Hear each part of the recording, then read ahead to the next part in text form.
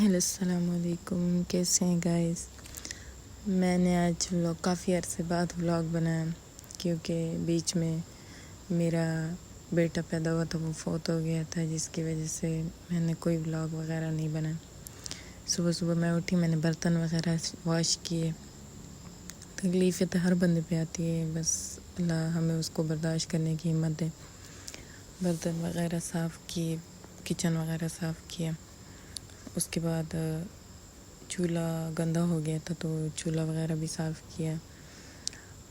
پتہ نہیں برتنوں سے زیادہ ہمارے چولہے کیوں گندے ہو جاتے، اس چیز کی سمجھ نہیں آتی۔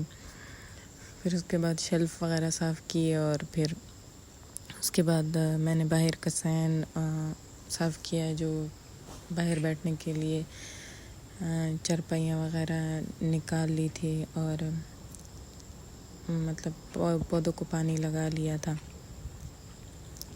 کیونکہ میں سب سے پہلے اٹھ کے پودوں کو پانی لگاتی ہوں۔ جب کہ کچن گندا تھا تو میں نے پہلے کچن صاف کیا، اس کے بعد پودوں کو پانی لگایا۔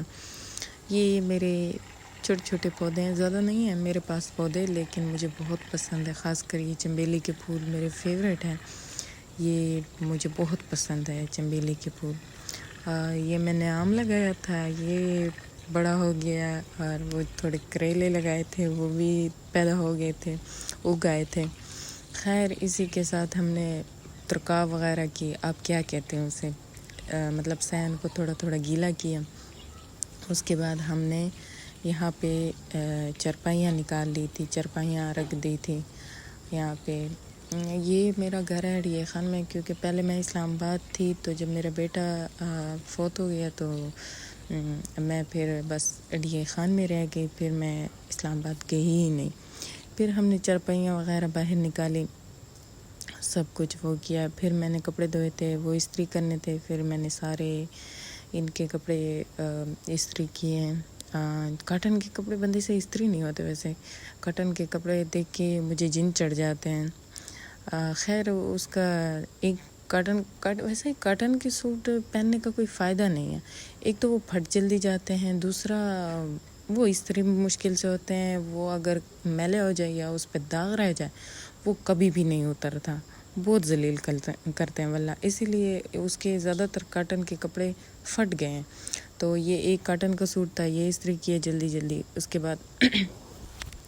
بعد میں نے سارے کبڑ میں ٹھہرا دیے استری کر کے، کیونکہ میں پہلے سے استری کر کے رکھ دیتی ہوں اینڈ ٹائم پہ، پھر استری نہیں ہوتے کپڑے تو پھر مشکل ہو جاتی ہے، لائٹ ہوتی ہے نہیں ہوتی، اور ڈی خان کی لائٹ تو ماشاءاللہ ہے، تو اسی لیے میں پہلے سے ہی سارے کپڑے استری کر کے رکھ دیتی ہوں۔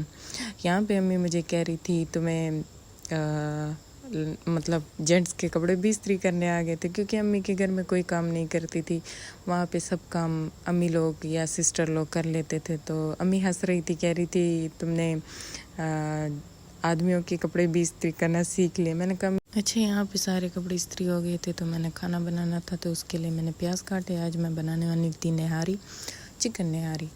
پھر میں نے ادرک وغیرہ چھیلے اور کاٹے، تھوم وغیرہ۔